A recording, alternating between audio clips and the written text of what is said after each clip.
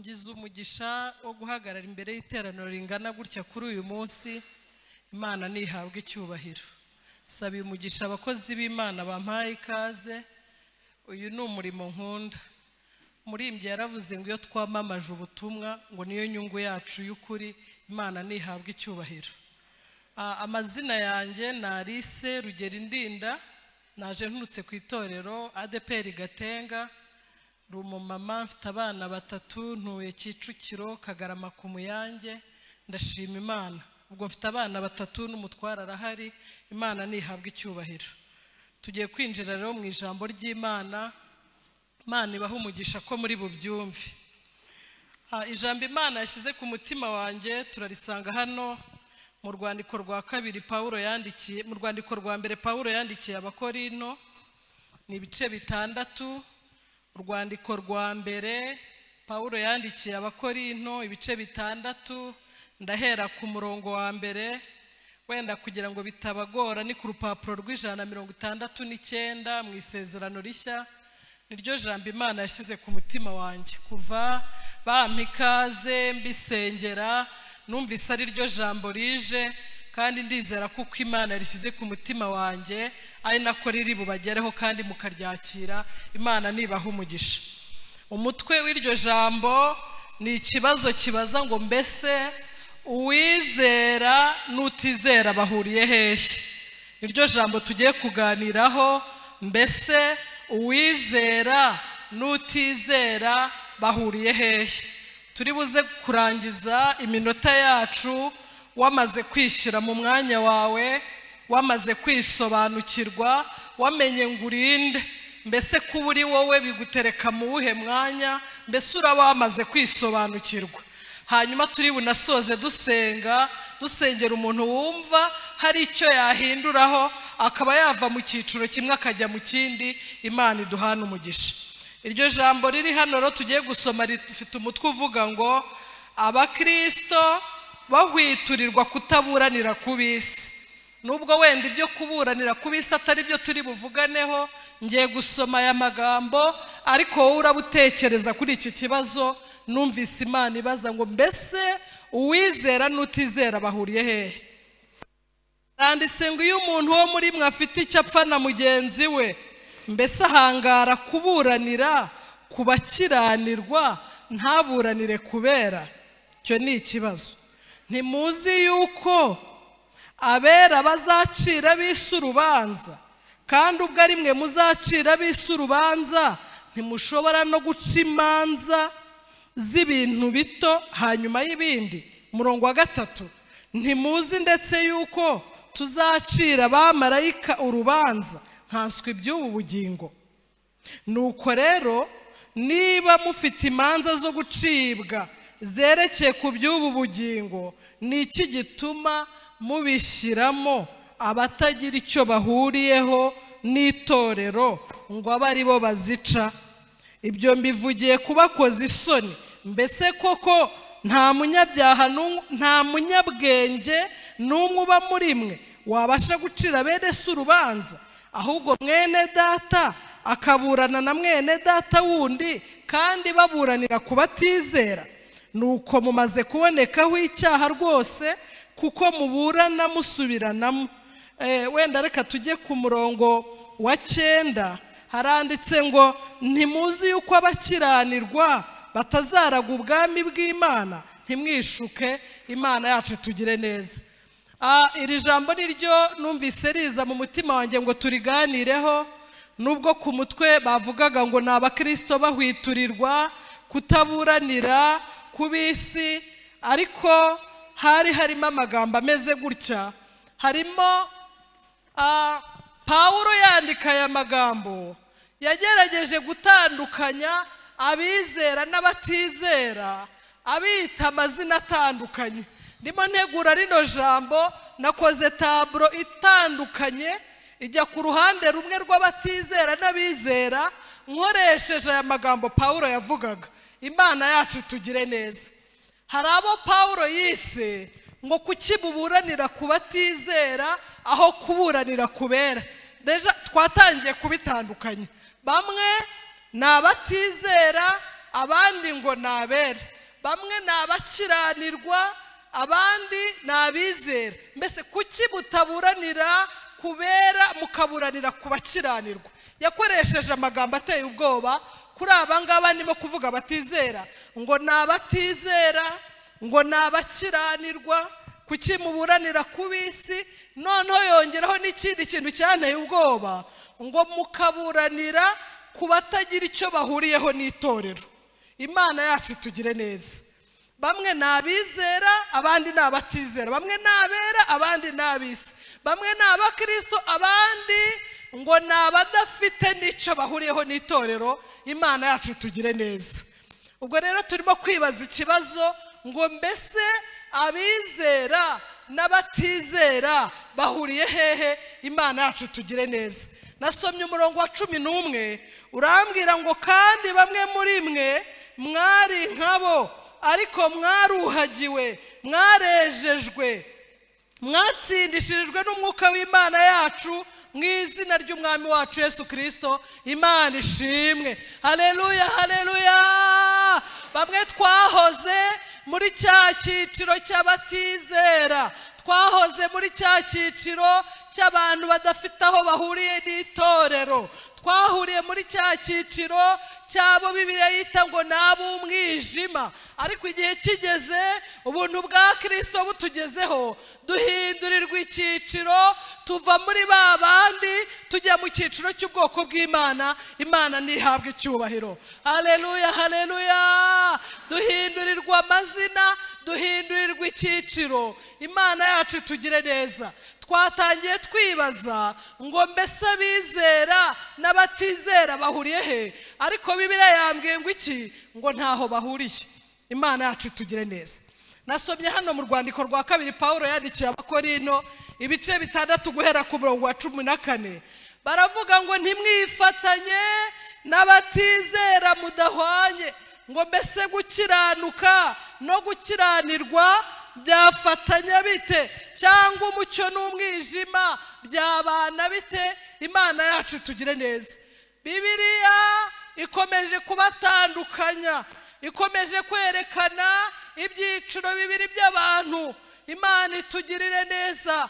Ninginze Imana ngo nyuma y'iri jambo haze kubaho kwisobanukirwa, usobanukirwe ngo mbese ndinde, mbese mba mu ruhe ruhande. Ibaze kugezaho Bibiliya bamwe bita ngo ni abantu b'umwijima, abandi kabita b'umucyo, bamwe kabita ngo ni abakiranirwa, abandi kabita bera. Uyu munsi ni wowe uri buze guhitamo igice ukwiriye kubamo, kandi ukirinda kubivangavanga. Imana yacu tugire neza. Nta waba mu gice cy'umucyo ngo abe no mu gice cy'umwijima. Oya, Imana ikurebera muri kimwe, ariko uyu munsi ufite umugisha wo kuza kubivangura. Imana yacu tugire neza. Nasabye Imana ngo haze no kuza kuvaho, habeho kwisobanukirwa. Nimara kwisobanukirwa, hari ubundi buryo ngiye guhindura imigendere, hari ubundi buryo ngiye kubaho nk'ubwoko bw'Imana. Imana ishimwe. Ngo nimukifatanye n'abatizera mudahwanye. Imana yacu tugire neza. Kuri iki gice ku murongo wa 15 haravuga ngo kandi Kristo ahuriye he na Beliyali? Cyangwa uwizera n'utizera bafitanye mugabane ki? Umurongo wa 16 ngo mbese urusengero rw'Imana rwahuza rute n'ibishushanyo bisengwa ko turi urusengero rw'Imana? Haleluya, haleluya. Nyuma yo guhindukira wavuye muri cya gice uhinduka urusengero rw'Imana. Kristo akaza agatura muri wowe, akagendera muri wowe. Nabisomye hano kuri umurongo wa 16 ngo mbese urusengero rw'Imana rwahuza rute n'ibishushanyo bisengwa ngo ko turi urusengero rw'Imana ihoraho, nk'uko Imana yabivuze iti nzatura muri bo, ngendere muri bo, nzaba Imana yabo, nabo bazaba ubwoko bwanjye. Imana ishimwe. Nkomeje guhamya mpagaze imbere yanyu yuko utizera n'utizera, uwizera n'utizera ni abantu babiri batandukanye. Iyo umaze kwizera, Yesu amaze gutura muri wowe, araza akagendera muri wowe. Imana ishimwe ngo nzatura muri bo, ngendere muri bo, nzaba Imana yabo, nabo bazaba ubwoko bwanjye. Umurongo wa 17 nawanditseho ngo ni ubuhanuzi bw'itorero. Haravuga ngo nuko muve hagati y'ababandi mwitandukanye, niko Uwiteka Imana avuga, ngo kandi ntimugakore ku kintu cyose gihumanya, nanjye nzabakiza. Imana yacu tugire neza. Ngo kandi nzababera so, namwe muzambera abahungu n'abakobwa, niko Uwiteka ushobora byose avuga. Imana ishimwe. Hariho itandukaniro hagati y'abizera n'abatizera, ariko ibihe by'imperuka dusohoyemo byatumye tudashobora kubitandukanya. Abantu bibagirwa identite yabo, abantu bibagirwa ko ari abantu b'Imana. Ariko uyu munsi icyampa Imana ikongera ikavugana nawe. Imana yacu tugire neza, ukongera ukisobanukirwa, ugasobanukirwa kuri ubwoko bw'Imana, ngo ni abantu Imana yarose, ngo ibakuye kure, ngo irabazana, ngo ibahindura ubwoko, ngo n'abatambyi. Imana ishimwe. Haleluya, haleluya. Hanyuma Pawulo akavuga ngo kera ntabwo ariko twari tumeze, ariko tumaze kumurikirwa n'umucyo w'Imana, ngo duhinduke ubwoko bw'Imana. Imana ishimwe. Imana yemera gutura muri twebwe. Icyampa iki kintu ukagisobanukirwa. Wajya uba wicaye ahantu ukavuga ngo Imana ituye muri jyewe. Haleluya, haleluya. Urimo uracuruza ukibuka ko Imana ituye muri wowe, wicaye muri bya biro bikomeye Imana yakwicajemo, ukamenya ko Imana ituye muri wowe, muri rya duka uri gucuruza ukamenya ko Imana ituye muri wowe. Imana ishimwe. Haleluya, haleluya. Ikibazo kibayeho nuko abantu bananiwe kwisobanukirwa, kandi biravuze ngo nuko muve hagati y'ababandi, kuko muri ishyanga ryera. Imana ishimwe. Muve hagati y'abatizera.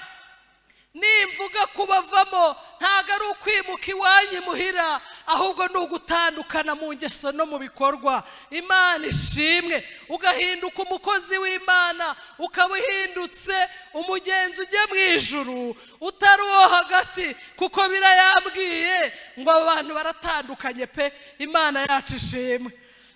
Hari indirimbo njya numva iwacu mu Gatenga bajya bavuga ngo Abayuda ngo barusha icyo abandi ngo nimubimbwire, bakavuga ngo babarusha muri byose. Nasomye hano mu gitabo cy'Abaroma, mu Baroma ibice 3 umurongo wa 2, bavuga ahantu abizera n'abatizera batandukaniye.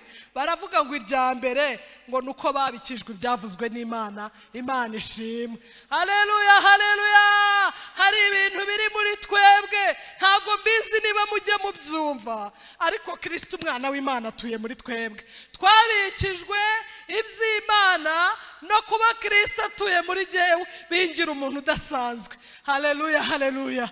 Bintandukanya n'ayandi mahanga, kuko uhita uhinduka ubwoko budasanzwe. Ni umuntu Imana yarose ikagukura ahantu kure. Iyo abantu bananiwe kubivangura, bajya bivanga n'amahanga, wajya ubareba ukayoberwa niba ari abakristo cyangwa niba atari abakristo. Bananiwe kwisobanukirwa, wananiwe kumenya ko uri ubwoko bw'Imana, kandi umunsi ukizwa Yesu yaje gutura muri wowe. Imana ishimwe. Kandi iyaje ntabwo aza wenyine. Bibiliya ivuga ngo jyewe na Data tuzazi wowe duture muri wowe. Imana ishimwe.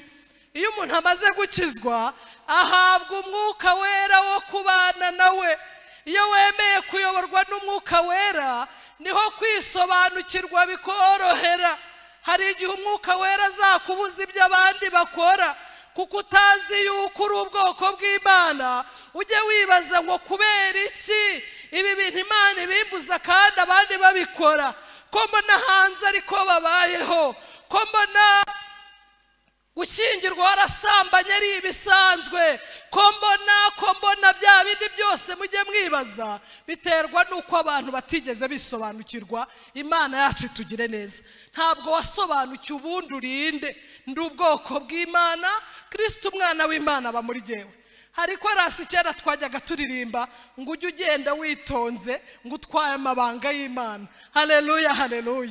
Ujye ukandagira gakeya, ugende witonze, uvuge witonze, wambare witonze, mu rugo witonde, mu kazi witonde, kubera ko Kristo umwana w'Imana atuye muri wowe. Imana ishimwe. Ibyo rero bigutandukanya n'abatizera, n'abakiranirwa, n'ab'umwijima, n'abadafite aho bahuriye n'itorero. Icyami ibi bintu Imana ikaza kubibasobanurira, tukaza gutandukana, wamenye uriwe, wicaye mu rugo rwawe ukajya ubika icyo kintu. Imana ishimwe. Muzi ikindi cyerekana ko hari abantu batandukanye, hari igihe kimwe impanda y'Imana izavuga, ba bandi babikijwe ibanga ry'Imana ngo nibo bonyine bazumva iyo mpanda bazamuka. Imana ishimwe.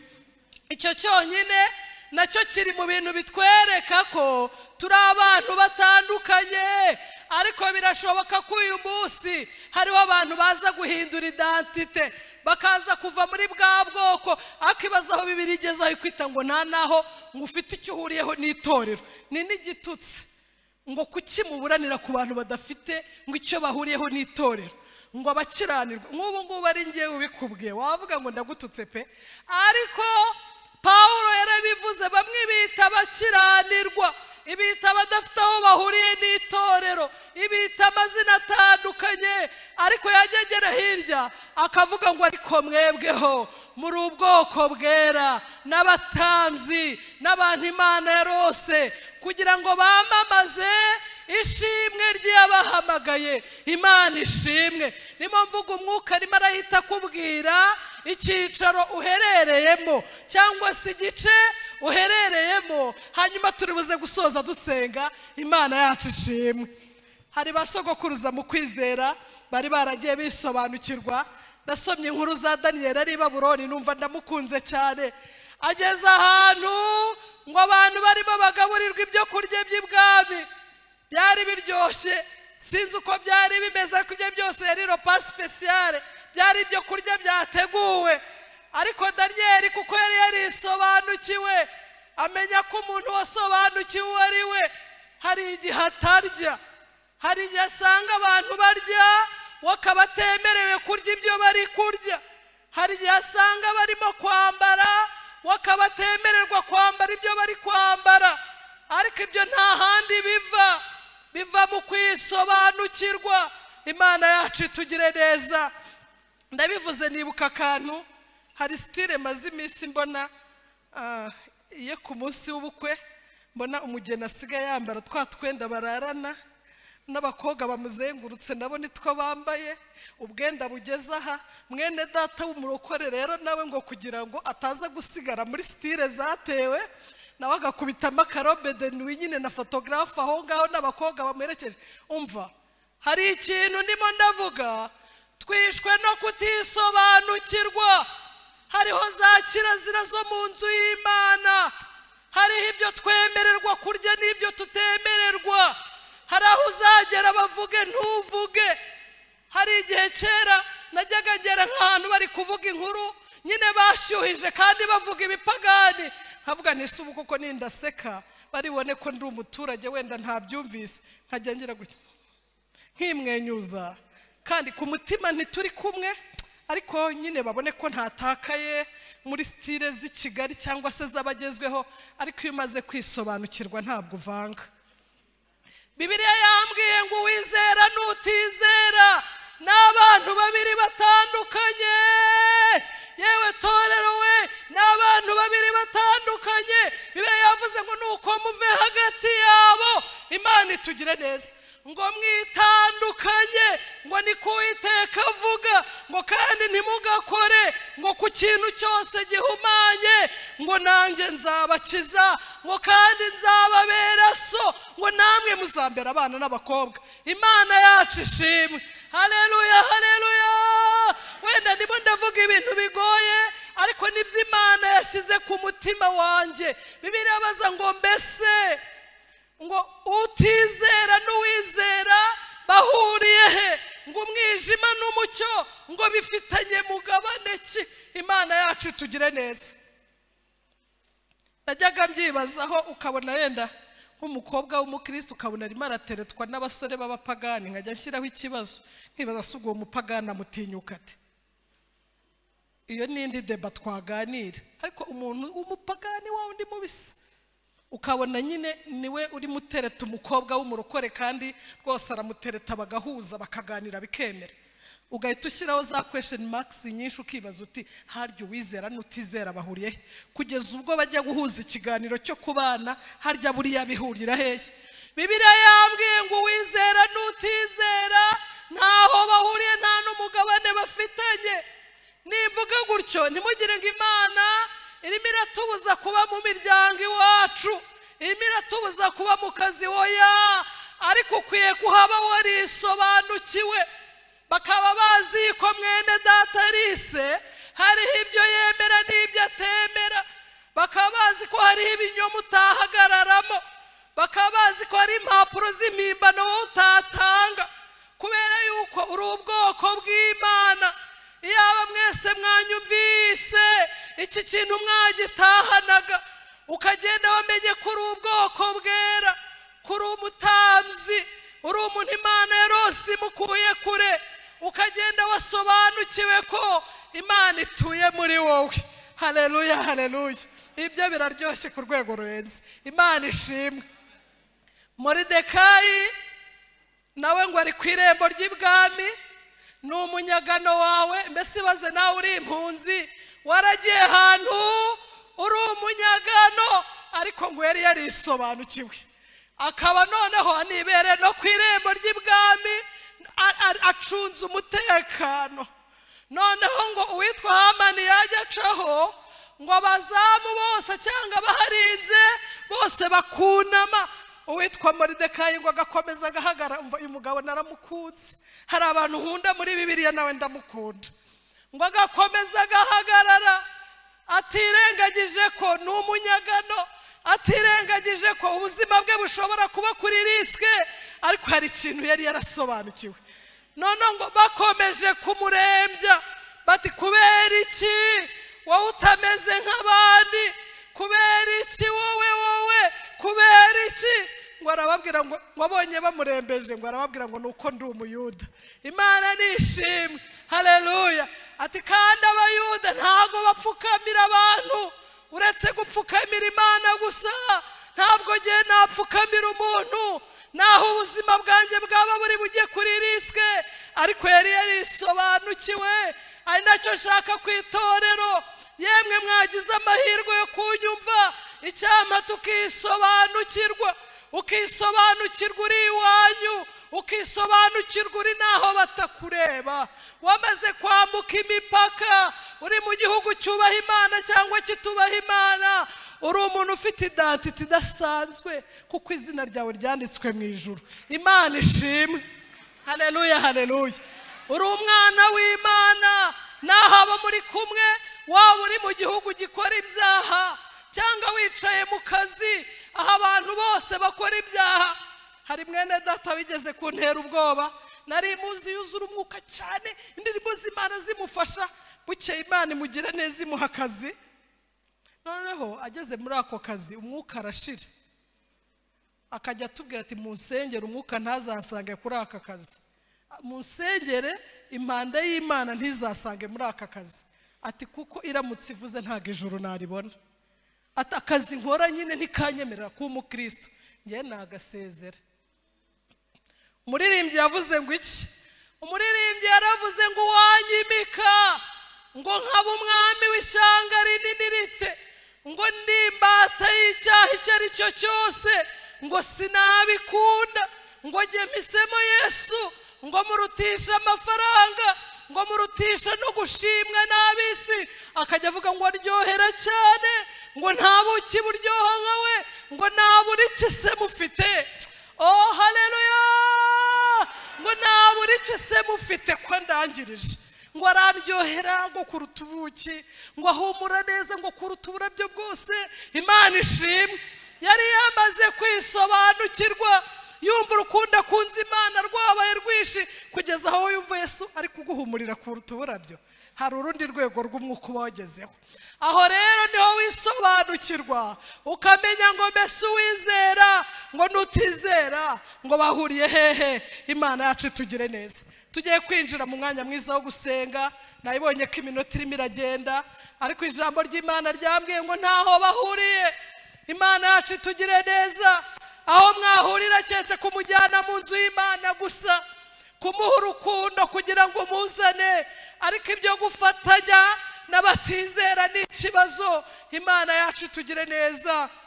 Bibiliya yarambwiye ngo hari n'igihe wifatanya nabo cyane ngo bakajya bakumaramo imbaraga, ngo Efurayimu ngo yivanze n'andi mahanga ngo bamumaramo imbaraga ngo nyamara ntiyabimenya.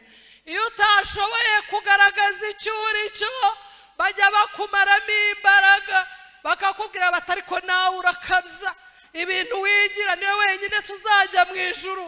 Nawe waba utarisobanukiwe ukajya wiha impamvu zo kwisanisha nabo, ariko turi ubwoko bwera. Imana ishimwe, turi abatambyi, turi abantu Imana yarose. Imana yacu tugire neza. Tugiye kwinjira mu mwanya mwiza wo gusenga, ariko numvise uyu munsi tugomba gusengera icyiciro cya mbere cy'abantu bashaka kwakira Yesu. Njya nibuka umunsi umwe ntarabatizwa, nigeze kujya ahantu nagiye gusura mwene wacu hari Igitarama. Noneho iteraniro riraba rirangiye, kandi ubwo numvaga ndi umukristo. Baravuga ngo abantu batarabatizwa ngo nimusohoke.